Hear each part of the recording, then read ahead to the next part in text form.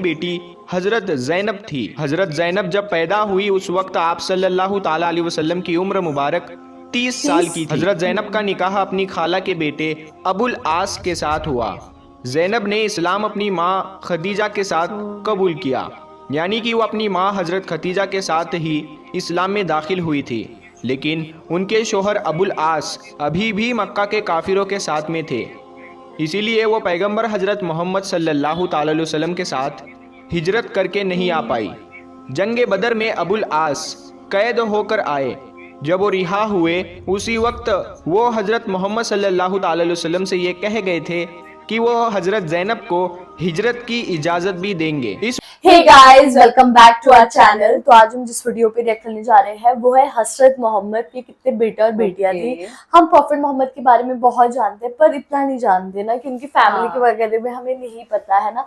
बस हमें ये पता है कि वो मतलब अपनी बेटी को और अपनी बीवी को बहुत अच्छे से ट्रीट करते थे। तो हमें इतना तो पता है कि उनकी एक बेटी थी फातिमा करके। और उन लोग की हमने वाइफ के बारे में बहुत सुना है कि वो अपनी वाइफ को बहुत अच्छे से ट्रीट करते थे और बहुत ना प्यार करते थे उनको। तो पता नहीं आगे कि कितने बच्चे थे। आई मेरे को तो आइडिया सिर्फ फातिमा के बारे में ही पता था, है ना, कि उसके अलावा नहीं हमारे को पता किसी और के बारे में। और इसमें मतलब कि हम लोग उनकी फैमिली मेंबर के बारे में जानेंगे। तो स्टार्ट करते हैं वीडियो।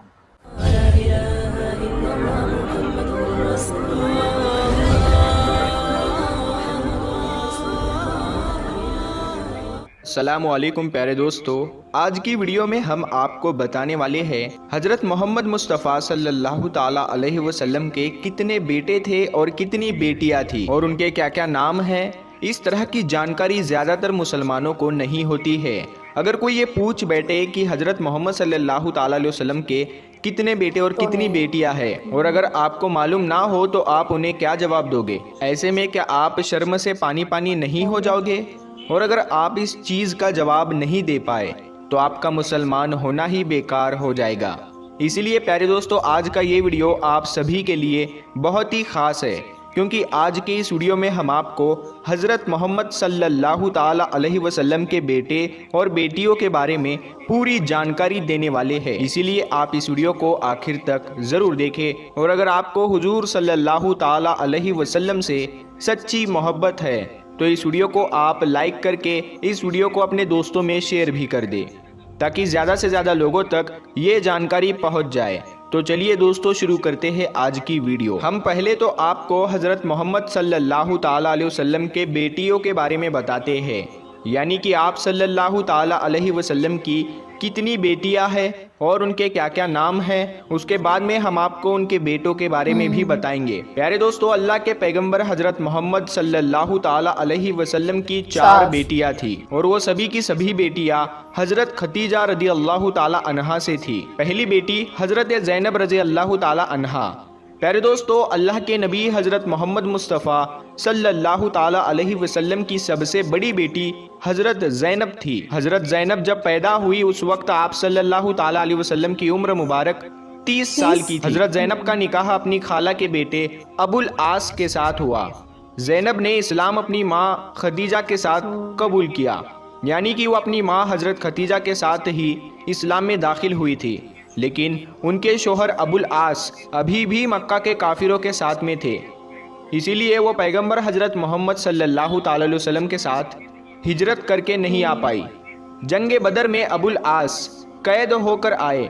जब वो रिहा हुए उसी वक्त वो हजरत मोहम्मद सल्लल्लाहु ताला अलैहि वसल्लम से ये कह गए थे कि वो हजरत जैनब को हिजरत की इजाज़त भी देंगे। इस वजह से हजरत जैनब मदीना जाने को तैयार हुई, लेकिन हब्बार बिन असवद ने एक नेज़ा तान कर मारा, जिससे हजरत जैनब नीचे गिरी और उनका हमल साकित हो गया, यानी कि उनका हमल ख़त्म हो गया।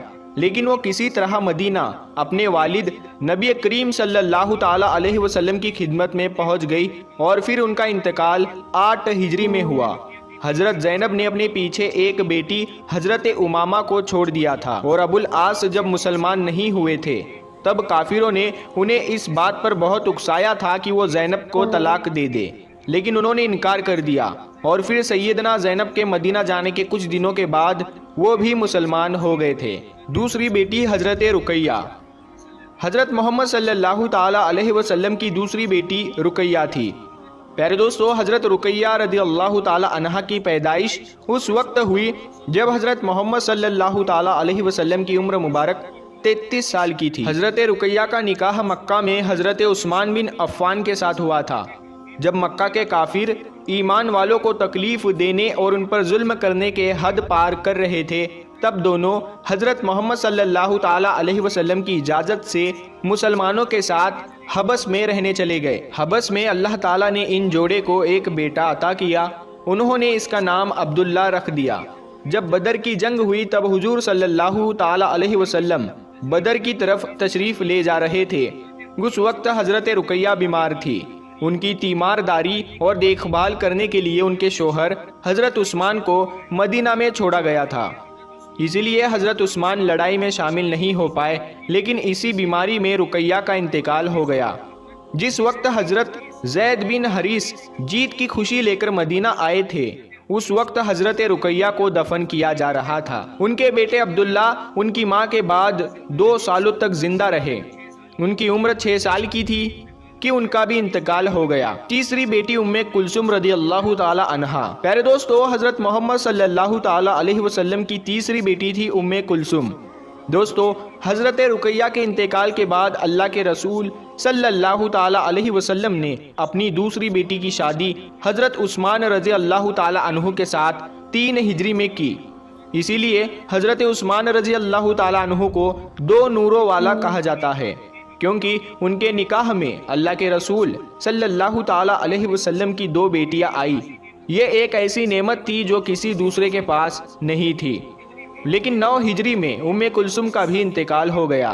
उनके कोई बच्चे नहीं थे। उम्मे कुलसुम को हजरत रुकैया के यानी उनकी बहन के ही बगल में दफन किया गया था। चौथी बेटी सैयदा फातिमा रजी अल्लाह ताला अन्हा।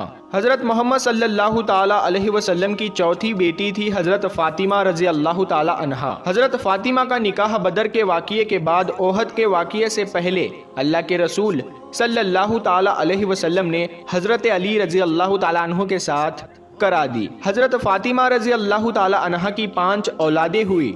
नंबर 1 हजरत हसन, नंबर 2 हजरत हुसैन, नंबर 3 मोहसिन, नंबर 4 उम्मे कुलसुम और नंबर 5 जैनब।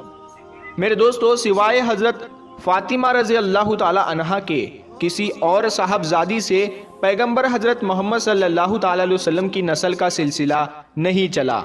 हजरत आयशा रजी अल्लाह ताला अन्हा फरमाती है कि हजरत फातिमा बातचीत में बिल्कुल नबी करीम सल्लल्लाहु ताला अलैहि वसल्लम की तरह ही थी। पैगंबर हजरत मोहम्मद सल्लल्लाहु ताला अलैहि वसल्लम की वफ़ात के 6 महीने के बाद यानी कि रमज़ान 11 हिजरी में हजरत फातिमा ने इंतकाल फरमाया। आप इस दुनिया से रुखसत हो गई। तो दोस्तों, पैगंबर हजरत मोहम्मद सल्लल्लाहु ताला अलैहि वसल्लम की ये 4 बेटियां थी। अब आपको हजरत मोहम्मद सल्लल्लाहु ताला अलैहि वसल्लम के बेटों के बारे में बताते हैं, यानी कि आपके कितने बेटे थे और उनके क्या क्या नाम है। नंबर 1, सबसे पहले बेटे थे हजरत कासिम। दोस्तों, पैगंबर हजरत मोहम्मद सल्लल्लाहु ताला अलैहि वसल्लम के सबसे बड़े बेटे का नाम कासिम था, जो हजरत खतीजा से थे। जब वो पांव पर चलना सीख गए थे और 2 साल के थे तभी उनका इंतकाल हो गया। नंबर 2, दूसरे बेटे थे अब्दुल्ला। प्यारे दोस्तों, हजरत मोहम्मद सल्लल्लाहु ताला अलैहि वसल्लम के दूसरे बेटे का नाम अब्दुल्ला था। अब्दुल्ला को तैयब और ताहिर का नाम भी दिया गया था। उनकी पैदाइश मक्का में हुई थी और मक्का में ही उनकी वफ़ात हुई। इनकी जब वफ़ात हुई तो काफिर ये समझ रहे थे कि बेटा नहीं बचा तो अब मोहम्मद का नाम लेने वाला कोई नहीं रहेगा। तो दोस्तों, इसी बात के ऊपर सूरह कौसर अल्लाह ताला ने नाजिल की थी। हालांकि उन काफिरों को अपनी औलाद पर गुरूर था, उन्हीं का आज कोई नाम लेवा नहीं, और हमारे नबी करीम सल्लल्लाहु ताला अलैहि वसल्लम के नाम लेवा आज किसी से छुपे नहीं है। प्यारे दोस्तों, हजरत मोहम्मद सल्लल्लाहु ताला अलैहि वसल्लम के तीसरे बेटे थे हजरत इब्राहिम। वो भी चंद सालों तक जिंदा रहे। आपका 17 या 18 महीने में ही हिजरत के वक्त ही इंतकाल हो गया। अल्लाह के रसूल सल्लल्लाहु ताला अलैहि वसल्लम अपने छोटे बेटे की मौत पर बहुत दुखी थे। जब हजरत इब्राहिम का इंतकाल हुआ, अल्लाह के रसूल सल्लल्लाहु ताला अलैहि वसल्लम ने कहा, हकीकत में ये आंखें आंसू बहाती है और ये दिल दुखी है, लेकिन जुबान से हम ऐसा कुछ नहीं कहते हैं जो हमारे अल्लाह को नाराज करता है। हकीकत में इब्राहिम, हम तुम्हारी जुदाई में दुखी है, इसका हवाला है बुखारी शरीफ। प्यारे दोस्तों, अगर हम अल्लाह के नबी हज़रत मोहम्मद मुस्तफ़ा सल्लल्लाहु ताला अलैहि वसल्लम की ज़िंदगी पर एक नज़र डालें तो हमें सीखने के लिए बहुत सारे सबक मिलेंगे। हज़रत मोहम्मद मुस्तफ़ा सल्लल्लाहु ताला अलैहि वसल्लम को अल्लाह ताला ने बेटे और बेटियां दिए, लेकिन अल्लाह ने बच्चों को एक एक करके अपने पास बुला लिया। और इससे पहले अल्लाह के नबी के माँ बाप, दादा, चाचा और उन्हें भी एक एक करके सबको बुला लिया जब आप सल्लल्लाहु ताला अलैहि वसल्लम को उनकी ज़रूरत थी। एक के बाद एक गमों का सिलसिला पैगंबर हज़रत मोहम्मद मुस्तफ़ा सल्लल्लाहु ताला अलैहि वसल्लम पर पड़ता गया और आप सल्लल्लाहु ताला अलैहि वसल्लम की ज़िंदगी पूरे इंसानियत के लिए एक नमूना थी। इसीलिए अल्लाह को सामने रखते हुए आपने सब्र किया और पूरी दुनिया को यह सबक दिया कि अगर कोई मुसीबत तुम पर पड़े तो उस पर सब्र कैसे करना है। प्यारे दोस्तों, बहुत कमाल की वीडियो थी। और मतलब मेरे को सबसे ज्यादा मेरे लिए शॉकिंग ये था कि जो प्रॉफिट मोहम्मद थे उनके मतलब कि उनके साथ इतना बुरा हुआ, उनके मतलब कि बच्चों की डेथ हुई है ना, उनकी बेटियों की डेथ हुई, स्टिल उन्होंने ना कभी भी वो अल्लाह से विश्वास नहीं हटाया। क्योंकि आज तो हम लोगों को बेसिकली उनकी पूरी फैमिली ट्री टाइप ही पता लग गया, फैमिली ट्री पता लग गया ना, स्टिल उनको अल्लाह पे विश्वास था। अल्लाह पे विश्वास नहीं था, उनको इतना ज्यादा मानते थे। और हमारे साथ ना कुछ भी बुरा हो जाता है ना, हम ऐसे होते थे कि यार भगवान आप एग्जिस्ट भी करते हो, हमारे साथ क्यों इतना बुरा कर रहे हो, तो वो चीज हो जाती है। सही बात है। और उनमें से 7 में से सिर्फ एक फातिमा, 7 बच्चे हुए उनके, और उनमें से सिर्फ एक फातिमा ठीक रही और बाकी सब मर गए बहुत जल्दी। और कुछ बच्चे तो जैसे एक का तो इब्राहिम था शायद, उसके तो बहुत जल्दी डेथ हो गई। और वो सोच के उन्होंने ये भी बताया कि उनके सारे रिश्तेदारों की डेथ बहुत जल्दी और बहुत सडन हो गई, जब उनको जरूरत थी तभी। ठीक है। और वो देख के ना ज्यादा बुरा लगता है कि हमारे एक की डेथ हो जाए ना, हम उसी से बहुत ज्यादा टूट जाते हैं सच में। और यहाँ पे वो बता रहे हैं कि उनकी हर एक करीबी की इतनी जल्दी और एक के बाद एक डेथ होती रही और वो फिर भी स्ट्रांगली खड़े रहे। लाइक बहुत ज्यादा विल पावर चाहिए, जैसे उन्होंने कहा कि पेशेंस चाहिए इस चीज के लिए। और डेफिनेटली ऐसी चीजों के लिए तो 100% अंदर से विल पावर और स्ट्रेंथ चाहिए कि बंदा वो चीजों को झेल सके। सीरियसली तब भी पता नहीं कैसे प्रॉफिट मोहम्मद ने वो झेला और उन्होंने अल्लाह पे बहुत ज्यादा विश्वास किया। तो बहुत ही कमाल की वीडियो थी और हमें बहुत बेसिकली नॉलेजेबल वीडियो थी, हमें बहुत कुछ जानने के लिए मिला है इस वीडियो से। तो गाइज यही था हमारा रिएक्शन। आपको हमारा रिएक्शन कैसा लगा प्लीज कमेंट करके जरूर बताइएगा। अगर अच्छा लगे तो प्लीज इस वीडियो को लाइक करिए, शेयर करिए, कमेंट करिए और सब्सक्राइब करिए। बाय।